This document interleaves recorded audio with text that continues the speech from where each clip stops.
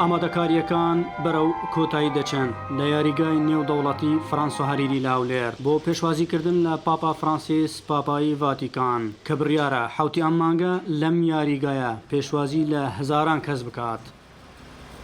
ئامادەکاریەکان بۆ پێشوازی پاپای ڤاتیکان نزیکەی مانگەکە دەستی پێکردە لە یاریگای نێودەوڵەتی فەرەنسا هەریری. ئێستا لە قۆناغی کۆتاییدا چەند ڕۆژێک ماوە بۆ پێشوازی پاپای ڤاتیکان. بەشێکی یاریگاکە نوێژان دەگرێتەوە، بەشێکی تریش کاری ڕازاندنەوەی بۆ دەکرێت و ستەیجێکی گەورەش لە ناوەڕاستی یاریگەکە دانراوە بۆ پاپا و شاندە یاوەرەکەی.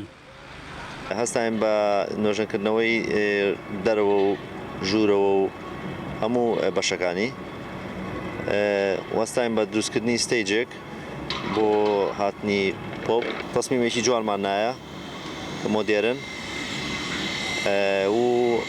و هەڵدەستین هەستایم بە بۆیاکردنەوە و پاکردنەوە و چاکردنی هەموو بەشەکانی یاریگاکە.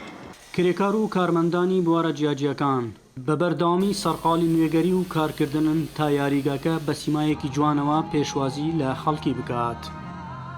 ئامادەکاری هەتا وێ دقی باش هاتەگەن یعنی 85 تا 9 هاتی ئیشێت قرسمێت خلاص کرێ ئیشێت هویژێ ما ئیشەڵڵا ئەو ڕۆژانە خلاص بیتن هەم هێویدارین خەڵک باش بێتن یعنی پێشوازیە ئامادەکاریە خواکرێ خەڵکەشی باش بێتن ئەمت خزمەت داوەن چکێم و کێماسیش هەبن هەموو جێبەجێکردن وەکو مەسەلەی ئەمنیەتی جێی باسە کاربەدەستان و خەڵکی ناوچەکە هاتنی پاپا فرانسیس بۆ هەولێر و هەرێمی کوردستان بەگشتی بە ڕووداوێکی مێژووی گرنگ لە قەڵەمی دەدەن و پێیان وایە بە هاتنی پاپا پێکەوە ژیانی نێوان ئول و نەتەوە جیاجیەکان بەهێزتر دەکات.